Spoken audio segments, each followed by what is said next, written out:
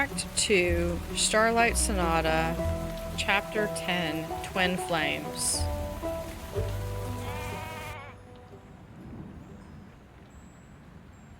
Oh, it's Jade again.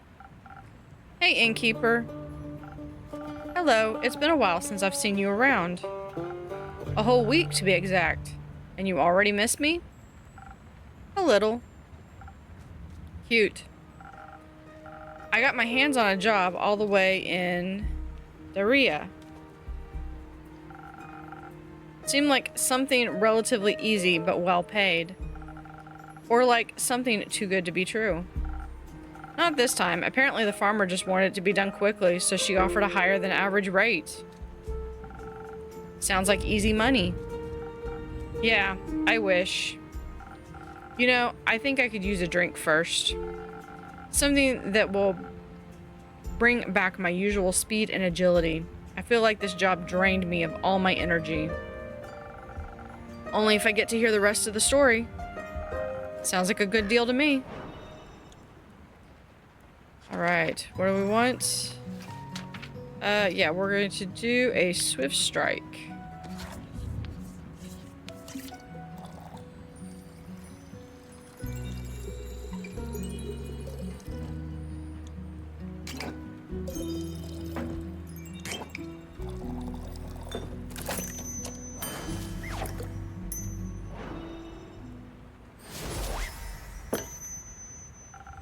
Let's hope this suits your tastes.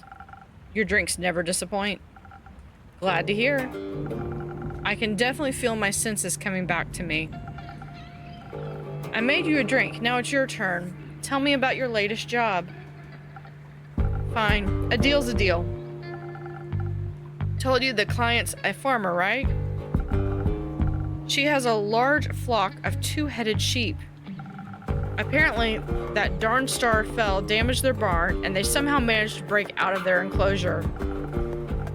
Didn't think they were that clever, honestly. Must be the two brains. Probably. Anyways, they got out right before their shearing appointment, and of course the farmer needed to get them back in time. Especially considering the rumors surrounding Eleithyia at the moment. Seems to be a dangerous place nowadays.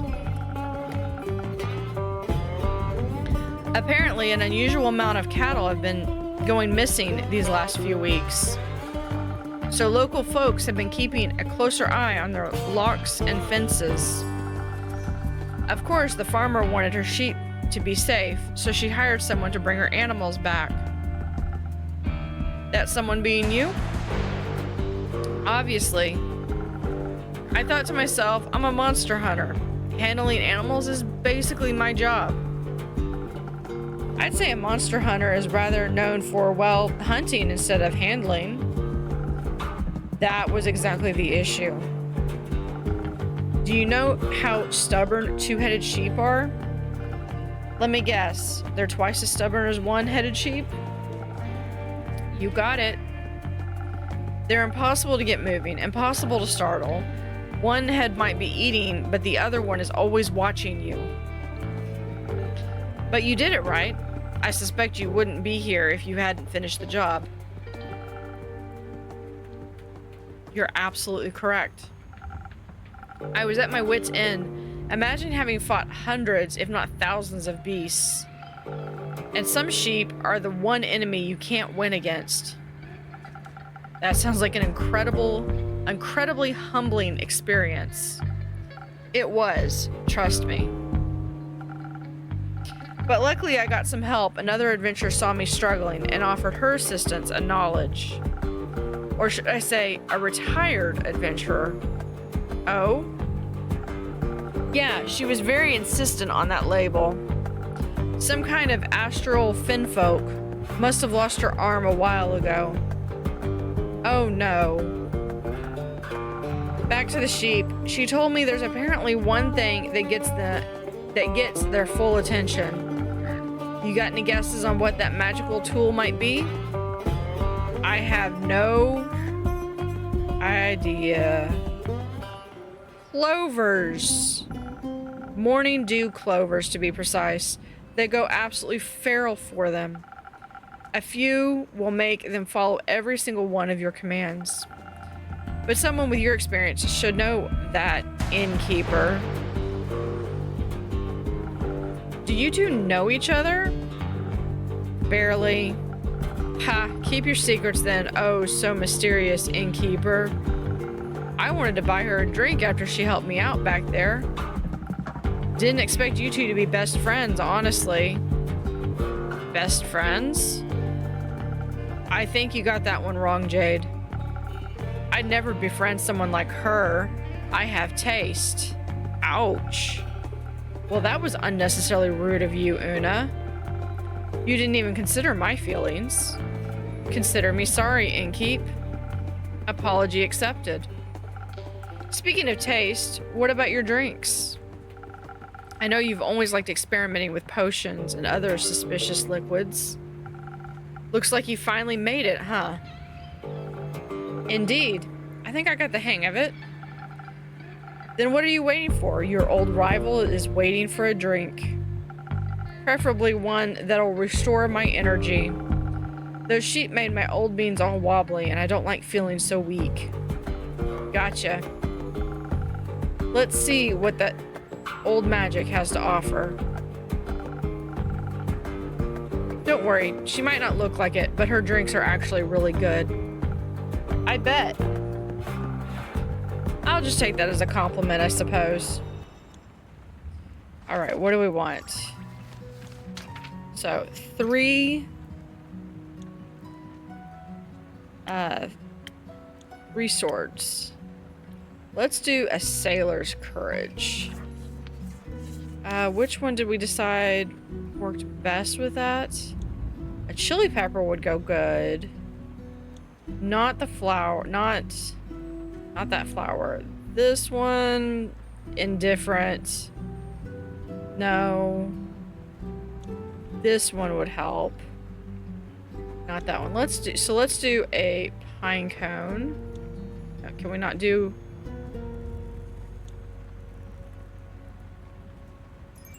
There, a pine cone. Now let's do 1 of dex, 1 of crown, and then we just need 2 of sword. Yep, that's a southern brawler. Hold on.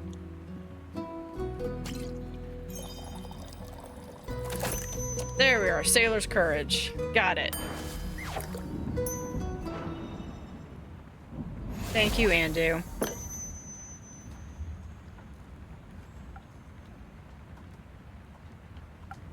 Oh, wow.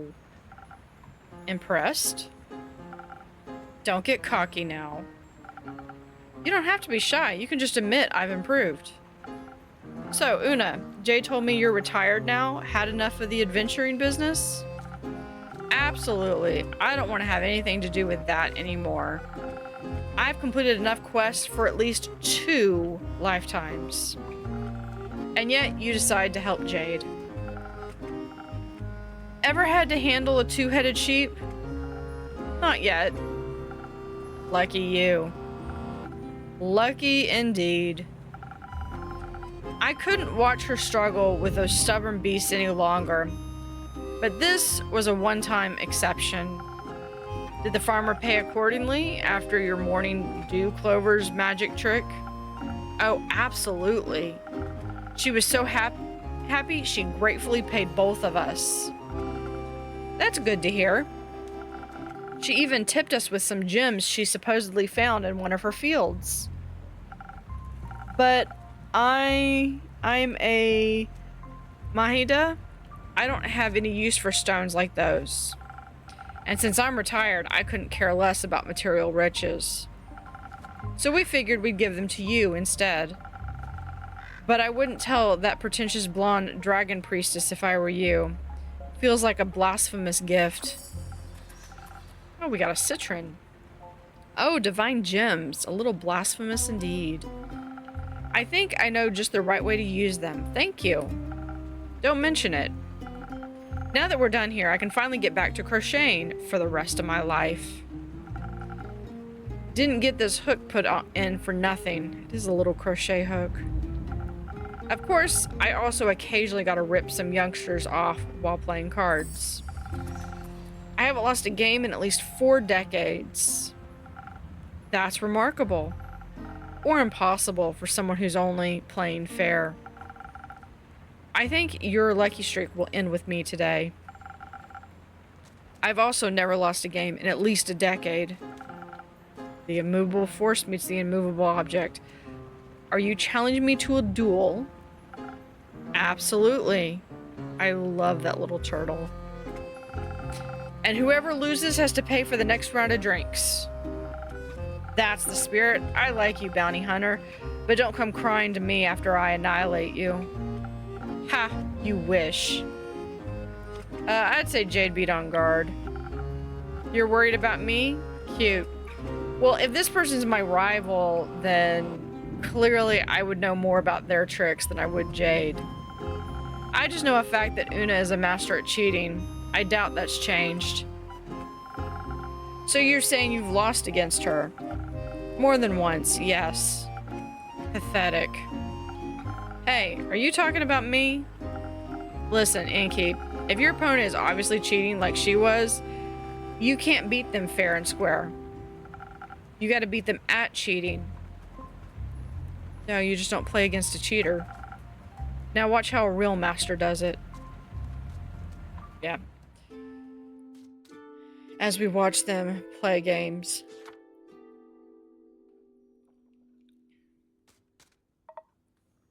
Good day. I have returned, Innkeeper. Welcome back, Ms. Anwar, and welcome. This brave adventurer's name is Clay Moore. He offered unexpected support during my quest. I'm happy to hear that. Thank you so much on behalf of, the world? Yes, of course, the world, Mr. Clay. You don't need to do the whole Mr. thing. Just Clay is alright with me. Otherwise, it sounds so formal, like talking to one of those graph people. Oh, you wouldn't want to be one of those. Clay it is, then. Can I offer you both a drink in exchange for the story of how you two met? That would be a fun trade, right, Tia? I think I would welcome it as well. Then what can I get you? Clay, please go ahead. Oh my, you've got a lot of stuff on the menu. How about one of those drinks with ingredients? You look strong. How about something extra for those muscles? That sounds nice. Let's go with that. 1 minute. Something, yeah. This is one that I picture like doing the Southern Brawler. So little of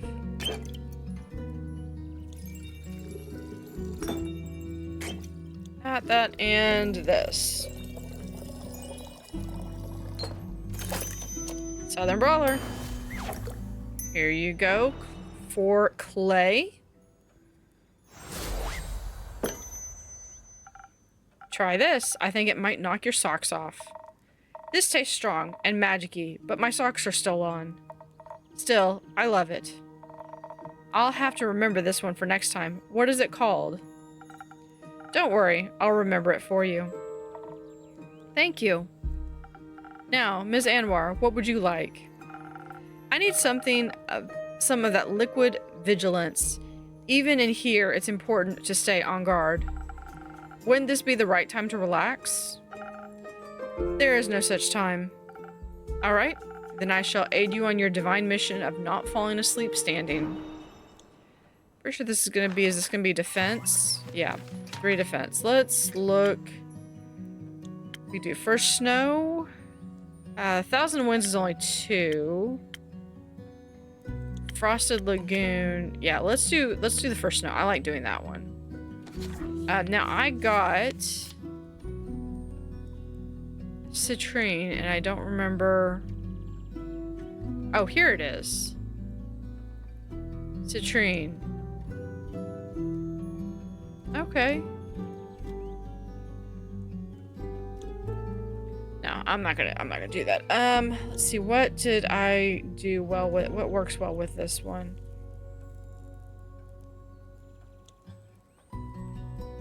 Was it, no. If I have that one, no. I'm trying to remember which one did I, what worked well with this.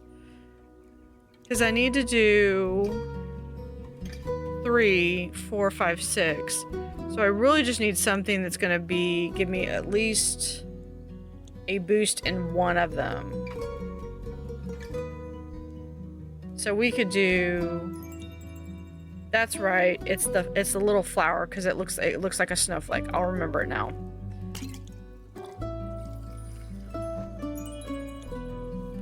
And we've already got that, so we can just do 2, 3. For snow. Thank you, Andu.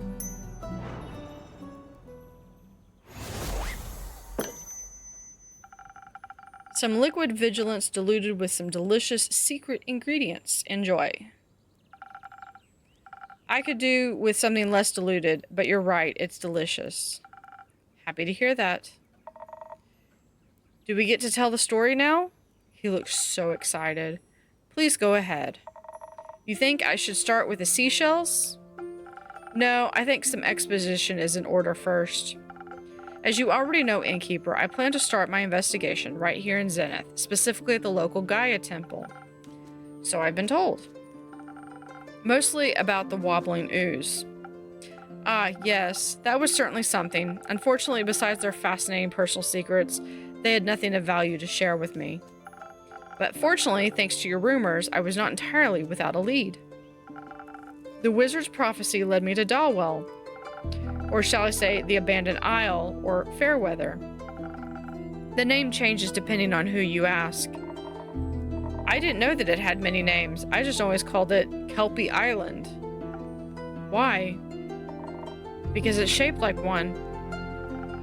Probably the smartest approach. Kelpie Island or Fairweather, its name means very little to me. Its local settlement of Fae was much more relevant. They built everything into the giant sequoia that holds their portal to Avalon.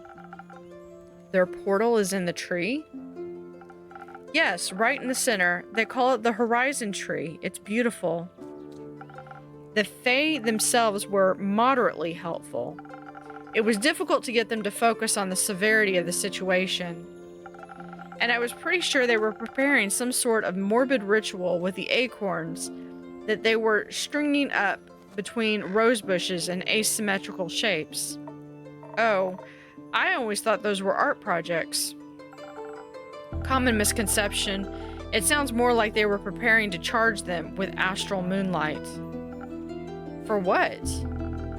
If you freeze them, they make for good ice cubes. Do you participate in such practices? Not at the moment.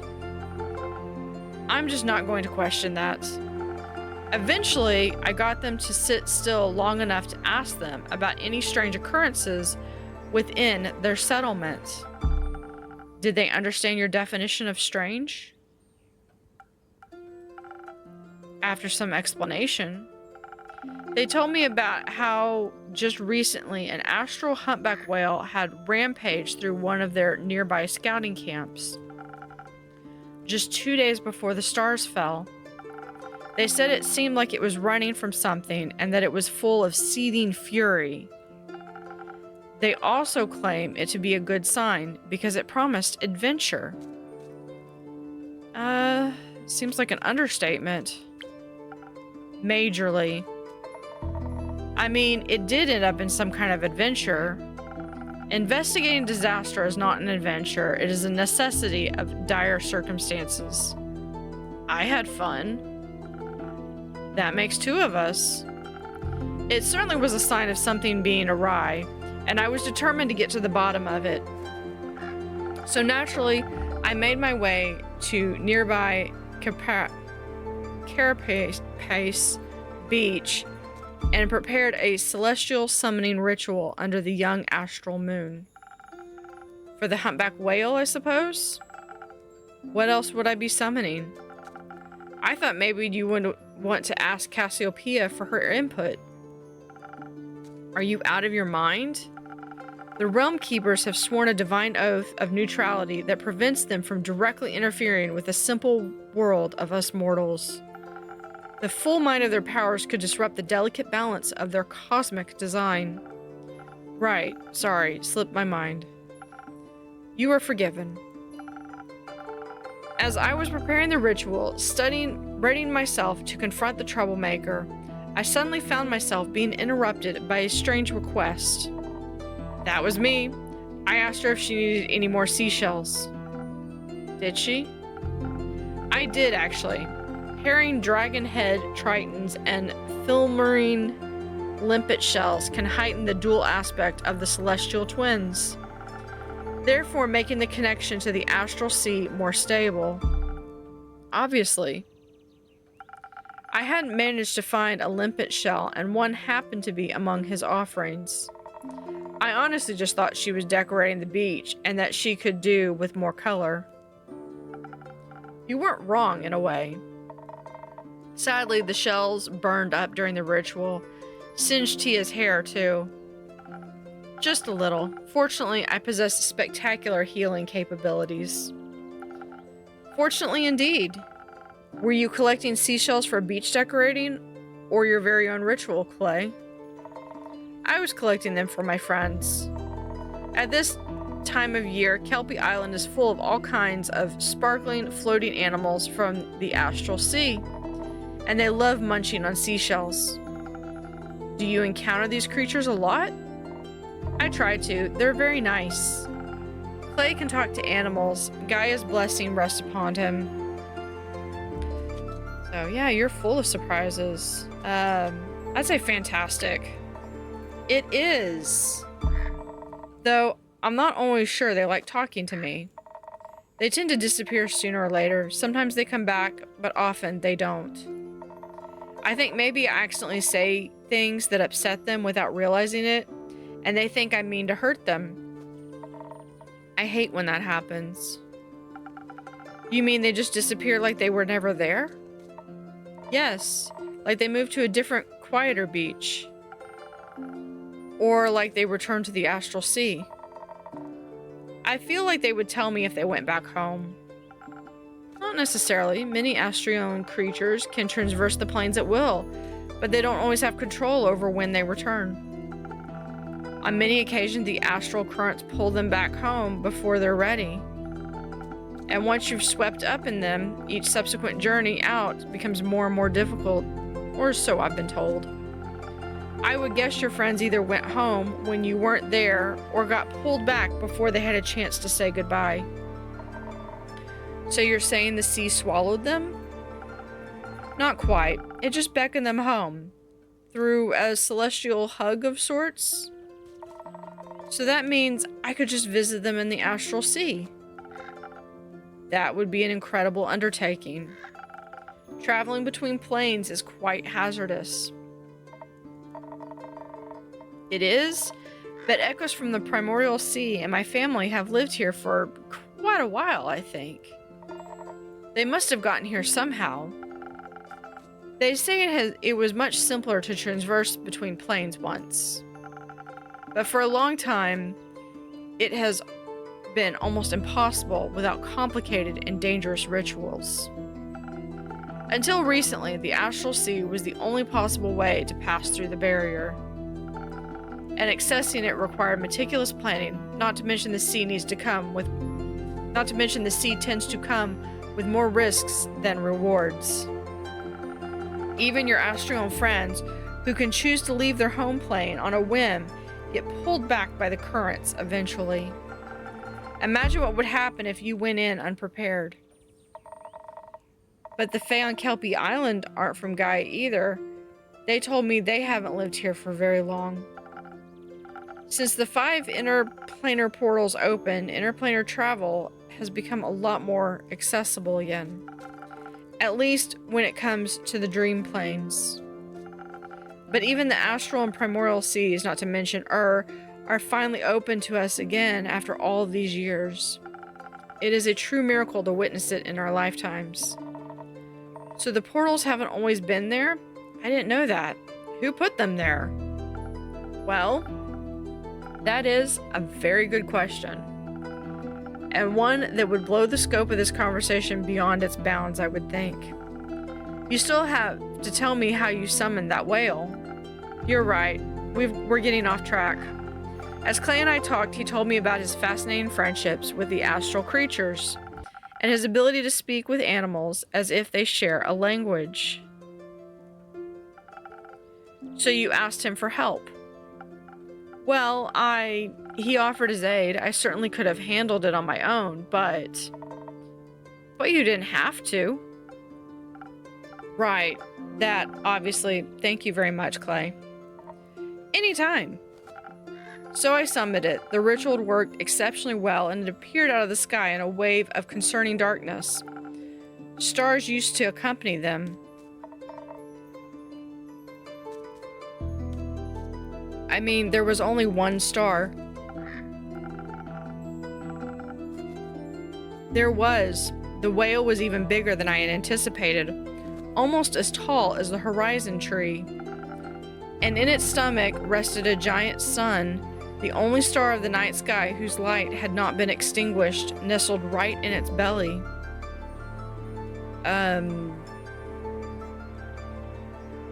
That sounds beautiful or unhealthy? I'm gonna say... I'll go with beautiful.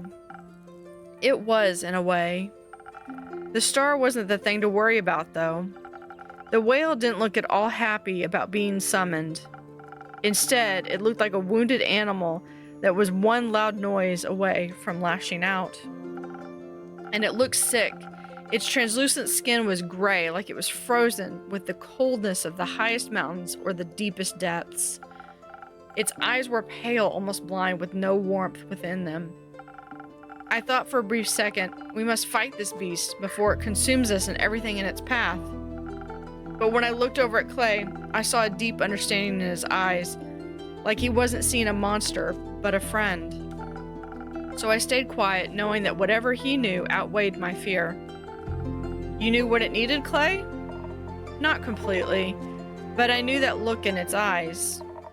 That feeling when you're so scared you get angry, when you want to fight because you're terrified you won't be able to flee. So I kneeled to show it that I didn't mean any harm, and held out my last conch shell in my hands. It took a moment to overcome the instinct to mistrust, but then it picked the shell up gently and ate it. I saw the conch freeze as it swallowed. It looked painful. Wanting to comfort the whale, I reached out and carefully put my hand against its cheek. I wanted it to know it wasn't alone. I'm sure it needed that. It did. It was so sad, it cried tears of golden dust. Its tears turned to ice before they even hit the ground. It was at that moment I realized its body had been cursed with a potent frostbite. I knew it did not trust me yet, so I did what I previously would not have thought possible. Through my hand on Clay's shoulder and the magic of your drink, I was able to briefly transfer my magic onto Clay, allowing him to cure it of its disease. He kissed it on the forehead and the ice burned away, freeing it of the endless chill. It was quite sweet. That's one lucky whale. And one unusual effect of that infusion. Is that not usually possible? Inspiration is a fickle thing. Some magic is deeply personal and differs from person to person. I always enjoy seeing how others imagine support to look like. Tia's support was very helpful.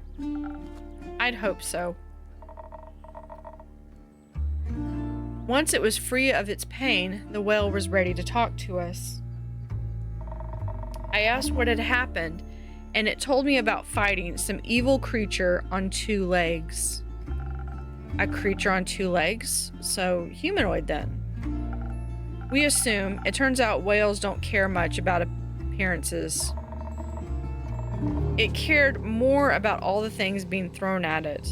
What a mean way to approach a whale. Apparently, it swallowed some kind of stone. It could only remember its black and white color and that it tasted horrible. But it thought, I have a strong digestive thing. It's nothing to worry about. Rookie mistake. The two-legged monster just wouldn't stop attacking, so it fled as quickly as it could, trying to find its way home. It felt really bad about destroying the camp. I get why. The worst part about being angry is seeing the wreckage you leave behind. Tia, do you ever get angry? No, I am the embodiment of calmness and self-discipline. Yeah, where I come from, they call that repression. You forgot divinity. I think she is. If I had to guess in D&D, I would guess she is an Aasimar. Thank you. I did. Luckily, its anger subsided when it found its way back. It thought it was finally safe, but suddenly this freezing cold began. I don't mind the cold much. I'm from the Highlands, and we get a lot of snow in the winter. But the kind of cold it was describing sounded awful. Painful and inescapable, like it was freezing from the inside out. The potent frostbite I mentioned, it seems a curse to cold, and slowly spread throughout its entire body. It tried to keep itself warm by feeding on solar crabs and cosmic squid, but that didn't help much. It just kept getting more scared and angrier and colder, until even its brain was freezing over. It couldn't think of anything other than the cold. So in its desperation, it ate the hottest thing it could find. A star. A star, a giant one at that. It looked deceptively small contained in its belly, but apparently it's one of the biggest ones the night sky had to offer. The East Star. It ate Pharos, the guiding star of the endless sea. It did, and it helped. It kept its frostbite at bay, even if it did not eradicate it. But as you can imagine, such a massive star disappearing did not have the most desirable effect on the astral sea's delicate balance of gravity. I can imagine that. The whale was very confused about what had happened, but it said all the stars around it suddenly started to fall and spin out of place. They crashed into each other, causing more and more destruction with each passing moment. I didn't understand everything it described, but it sounded bad. To label it as bad would be quite the understatement. The falling stars ripped holes in Cassiopeia's rings. To think that just one hungry creature could break the entire balance of the universe. It was hurt and scared. It should have endured instead of hurting things. Instead of hurting others. It was alone. It didn't know all that would happen. It can count itself lucky you were there to help. I'm sure it didn't. I'm sure it tried its best.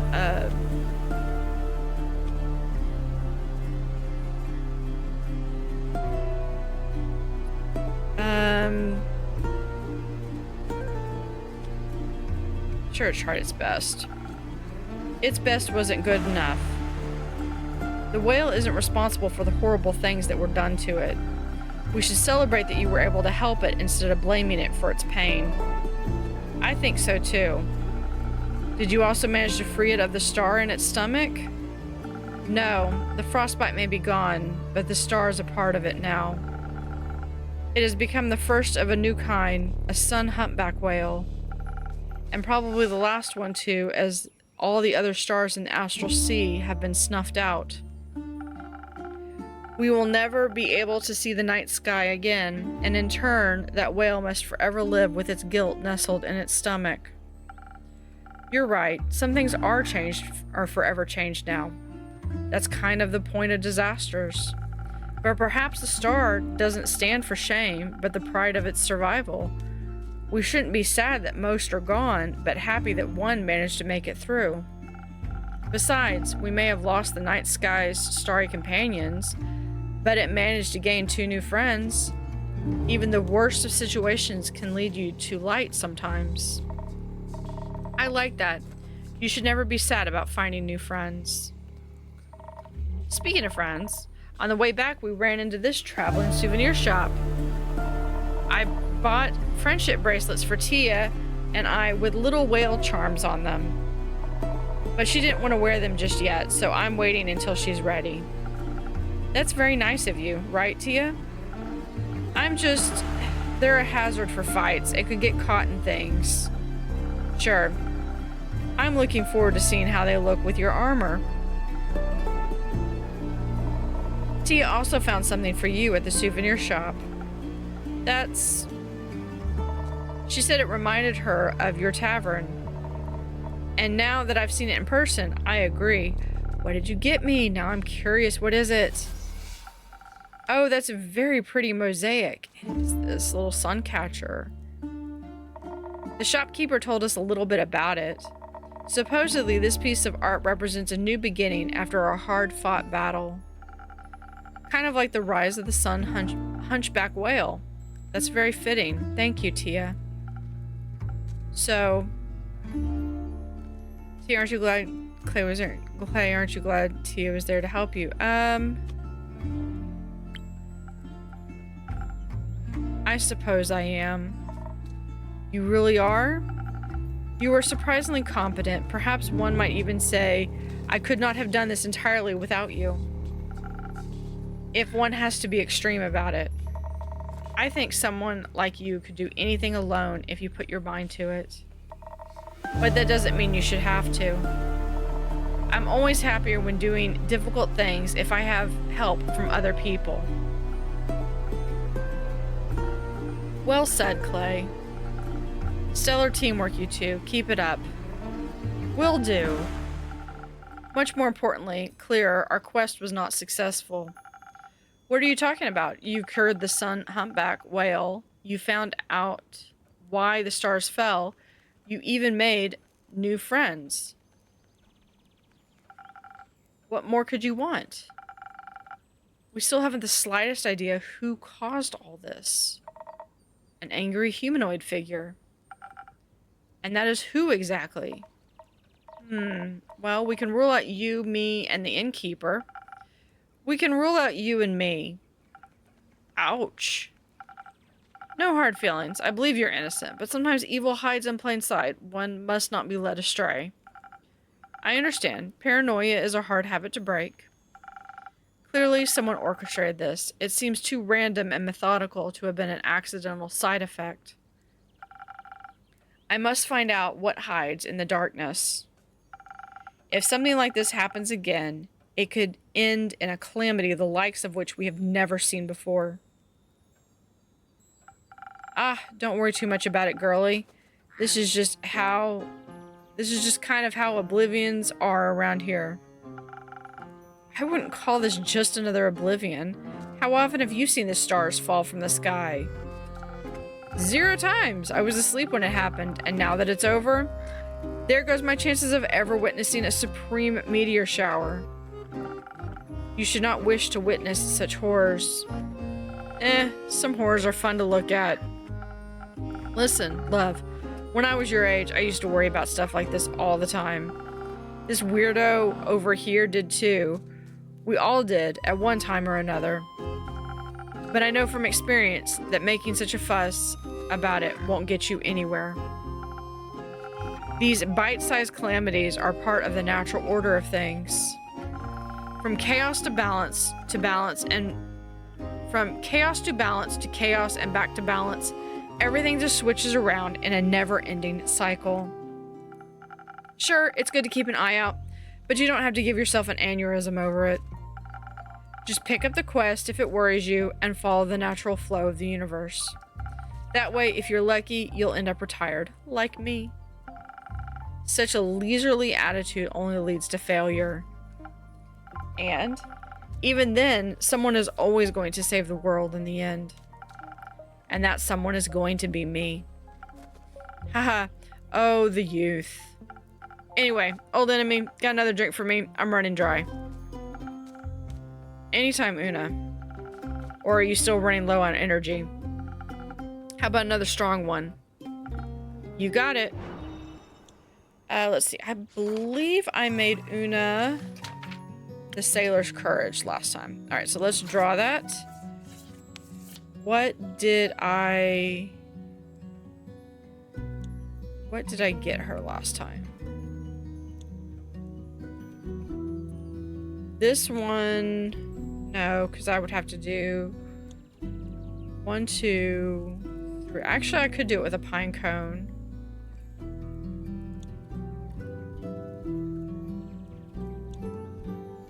Oh. Yeah, we're gonna do it with, or I could do it with that. No, let's do it with a pine cone. All right, so we need 1 dexterity, or let's try to make it with 1 dexterity.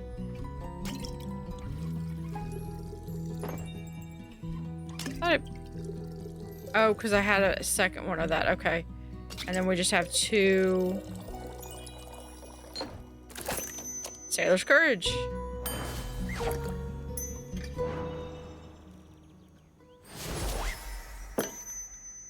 There you go. Something strong for the most strong-headed lady I know.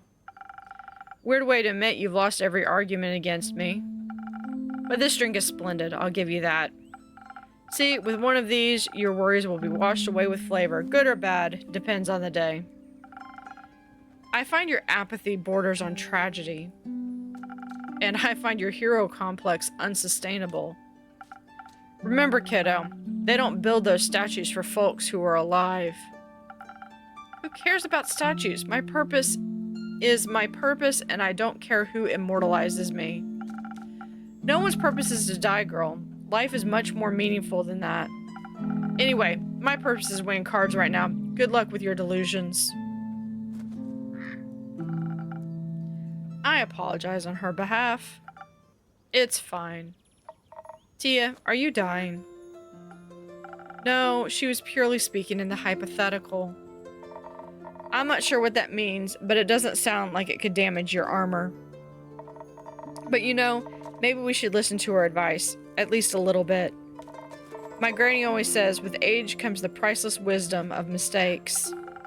I think your grandma's advice would be much more helpful than whatever a failed hero has to say. You think retirement is failure? One's post should never be abandoned. If you can still serve this world, you should. Not sure if that's bleak or inspiring. The latter. She was right about one thing, though. The past is full of terrible disasters that were prevented. Which means that this too could have been attempted before, if not very successfully. Knowledge of something so vile must be scarce and well guarded. Maybe even abandoned. I have never come across anything like this anywhere in the Aperture's library.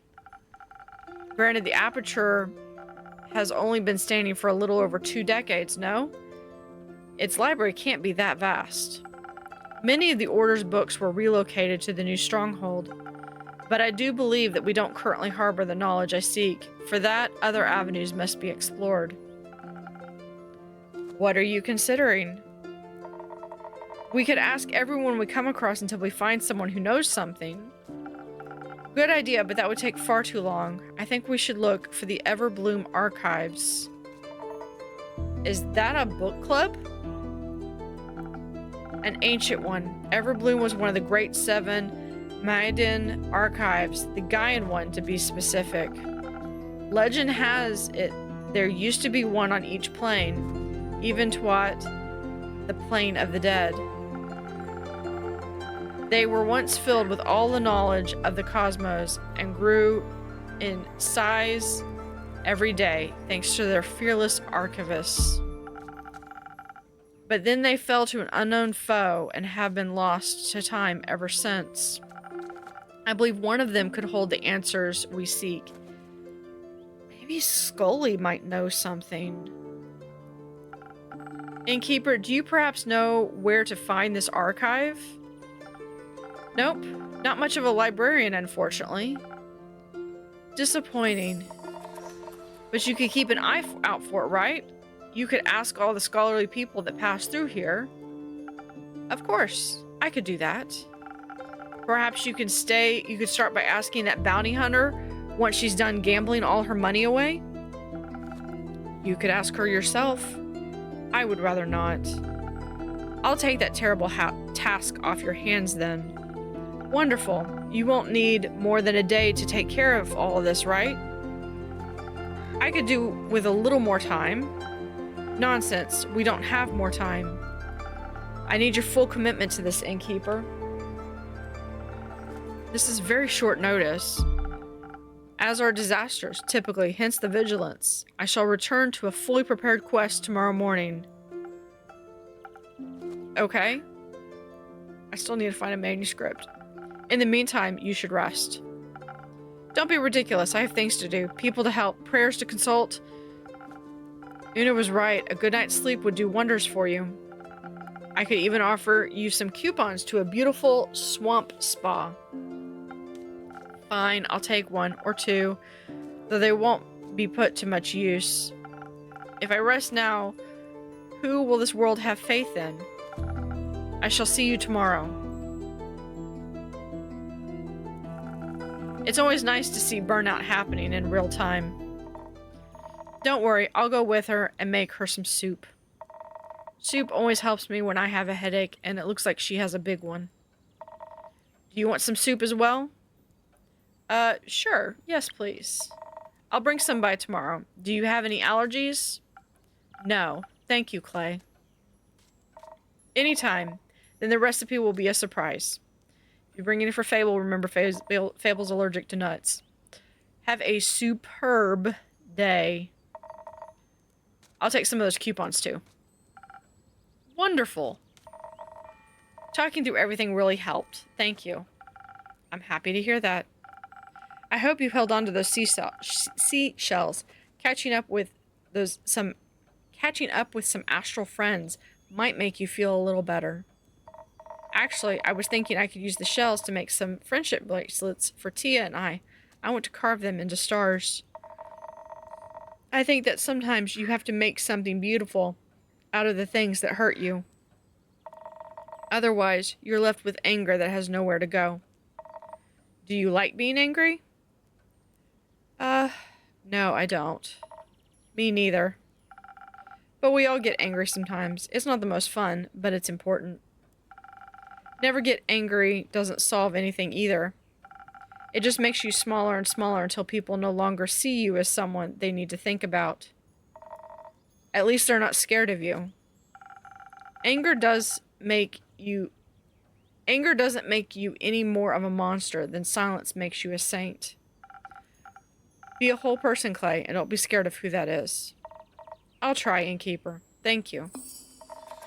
I hope you find a way back to yourself, too. Thank you, Clay. Me too.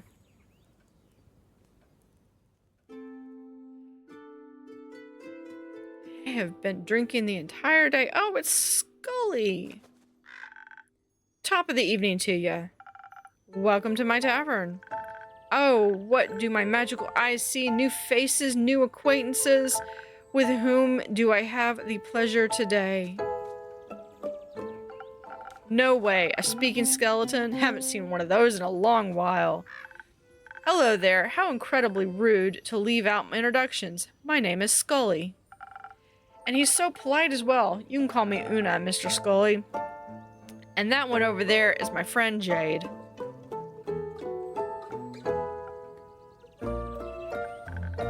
Ah, a fellow Mahada, but with more skin left.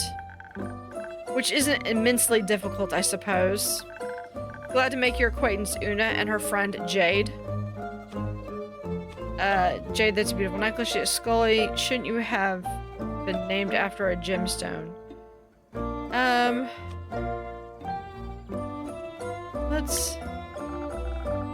Something about it looks really familiar. Don't you think, Skelly? I have no clue what you're talking about. It does remind me of Skelly in a way. When was the last time you were digging around in graves? Never. I think your senses might be deteriorating with age. Just like your ability to win while cheating. Ha, don't get smart with me now. Oh, Asteria's worst beast tamer. Oh, the wonders of friendship. You two seem to get along so well. Oh, absolutely. I think I should be going now. I still have work to do. What a coincidence. I happen to want to say the exact same thing. But wouldn't it be rude of us to leave that distinguished gentleman all by himself? I think one of us should definitely stay a little longer. Isn't it cool that both of you have bones made of shimmery gemstones? That is true. I haven't seen another Mahinda since. I'm probably mispronouncing these things. Sorry about that. Well, since I woke up, so anywhere between 2 weeks and 2 centuries ago. See, it's a match already. Would be a shame if the two of you were to become friends. Huh? Anyways, see ya. That was quick. Indeed. I guess a woman her age knows what she wants. Good mythical morning. It's well past sunset, Hex.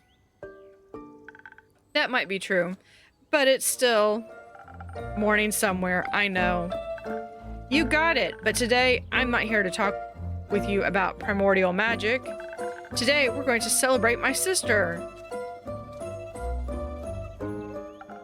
Greetings, everyone. Come on in. Pleased to meet you. My name is Skelly. Jade. You can call me Hex, and this is Grace, my little sister.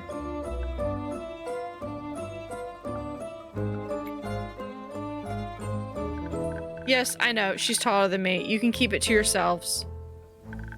We're here to celebrate, not to roast, though some fire might be fun. No fireballs inside, Hexagon. If you insist, a fireless party it is then. My bones are aching for a party. I haven't attended one in what feels like an eternity. What's the occasion? My wonderfully talented sister successfully defended her wizard doctoral thesis just today. She can now call herself an actual full-blown selenite witch. It's not that special, honestly. I beg to differ. That's a majorly big deal. Congrats. I must congratulate you as well. Quite an outstanding achievement indeed. You're very sweet. Thank you. Yeah, congratulations, Grace. I have to agree with everyone. You should be proud of yourself. How about a drink on the house to celebrate your graduation? Hex already told me that you're a real magical connoisseur. I would love to taste one of your creations, Innkeeper. But I don't know what to pick. Could you recommend something to me? Of course. How about a drink for your wits? Your brain must be tired after debating your professors all day. That sounds lovely. My brain could use a pick-me-up. Coming right up. She feels like sparkling nebula.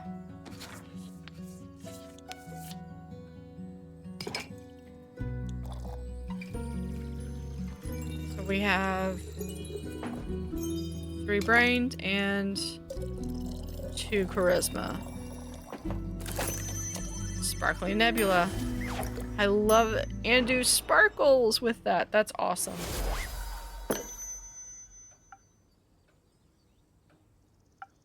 My, this is delightful.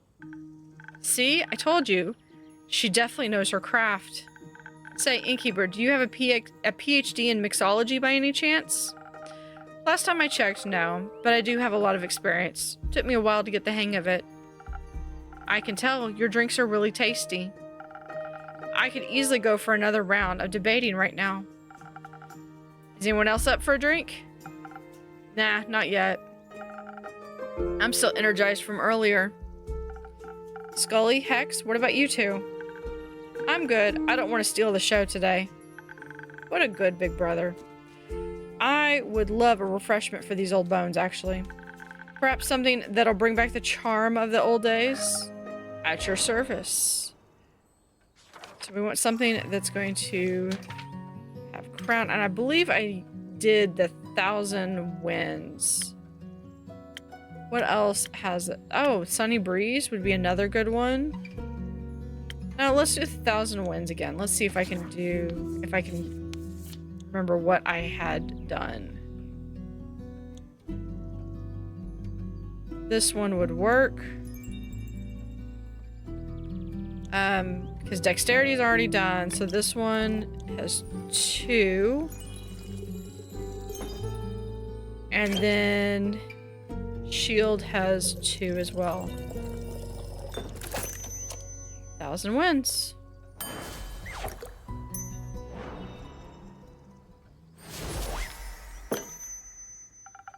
Here you go. A drink for the charming gentleman. Oh. What a lovely taste. It warms my bones inside and out. Should I be worried? Maybe it's an undead thing. Well, theoretically, it would be possible for a magical drink to warm one's bones. You'd just need you and your wild dreams, Hexy. Maybe leave those experiments to someone with an actual laboratory for once. All that talking about studying degrees brings back so many old memories. I was a scholar once. I spent my life as an archivist at the Everbloom Archives, to be precise. Before my, well, supposedly eternal slumber. I've read a lot about the old archives, but I've never had the chance to talk to one. Well, obviously, they're all dead. All of them? Yes, the archives were destroyed years ago. They're mostly a myth now. Oh, that's quite sad. A lot of knowledge must have gotten lost with them. I guess so. If you wouldn't mind, Skelly, I'd love to hear more about them. Maybe we can revive some of that old knowledge. It would be my pleasure, but sadly I cannot remember much of my research. All those years below ground and without sunlight don't seem to have been good for my memory. It's been a few centuries since I've been alive, so I'm not even sure where one would find the archives nowadays. Or their ruins, actually. Do you remember the environment surrounding them? Maybe you just need to think about it a little harder. Maybe, yeah, do you remember the environment surrounding them? Maybe that could help. A little, I believe. I might have even woken up close by. My early memories as a skeleton are quite hazy. During my lifetime, the archives were located deep underground. Gaia's lively blessing were juxtaposed with a hostile and lifeless mountain range. They were surrounded by nothing but rocks and boulders as sharp as talons and fangs. Even if you made it out of the mountains, you'd be greeted by either dry steppes or a poisonous lake. The liquid in that lake could singe the meat right off your bones. I knew someone that fell into the lake once. I remember it as if it was yesterday. Well, that sounds like not the best place to build an important archive stronghold. Wouldn't necessarily agree. They say the books and scrolls of the Mahadan archives contain all the mysteries of our world and the realms that surround us. Of course, you have to protect that knowledge. Would be a shame if someone... Anyways. I think I know the place Scully's talking about. Oh? It sounds like the gravel mac. Sharp rocks next to a poisonous lake? There's no way a location like that exists twice, on this plane at least, or else I would have heard of it. I wouldn't recommend going there. I bet it's exceptionally dusty after all these years. But think about all these hidden treasures, knowledge left untouched for millennia. That sounds a little too ambitious, even for you. Fine. Your delicate wizard sensibilities wouldn't last a day in the gravel mac anyways. Oh, and you would? Who can say? Anyways, I gotta go now. Shared enough secrets of the trade today already. Thank you for your reluctant service.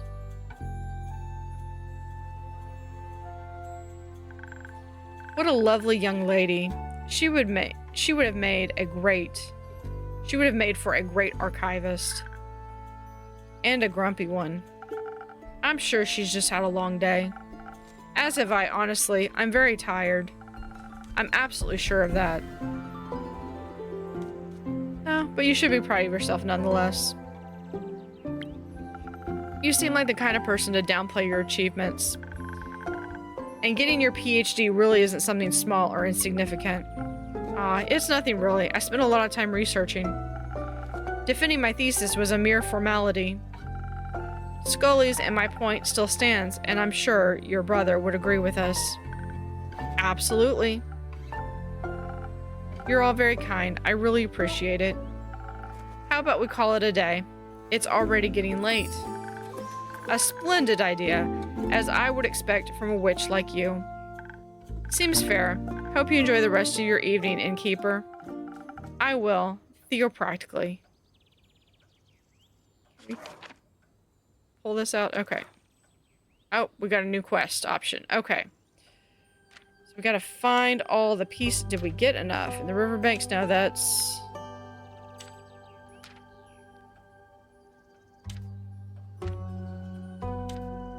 Did I... Oh, here, it's the green one. Okay, within a lifeless mountain, deep in the Gravelmac hide lost treasures and silver bleak sparklers, though the verdict is still out on a cuteness level. Okay. The modern archives once held the infinite knowledge of the cosmos. The guy in Everbloom could hide answers no one is quite ready for. The fabled Everbloom Archives, located within the lifeless, dangerous mountain range, deep within the Gravelmac hide long lost treasures. Do I have another one? No, I've still got little pieces. All right. Raiders of the Lost Archives. The Lost Modern Everbloom Archives are said to offer infinite knowledge to anyone with unanswered questions. Its ruins lie deep within the Gravelmac, a dangerous and lifeless mountain range that even seasoned adventurers must try to avoid. If that wasn't enough, the mountains are also said to be haunted by nightmarish, bleak stalkers. Let's just hope they don't find abandoned archives cozy and inviting. There's our quest. I was going to try to see in my journal if I can access my journal. Feeding Andu. Sweeping up and turning off the light.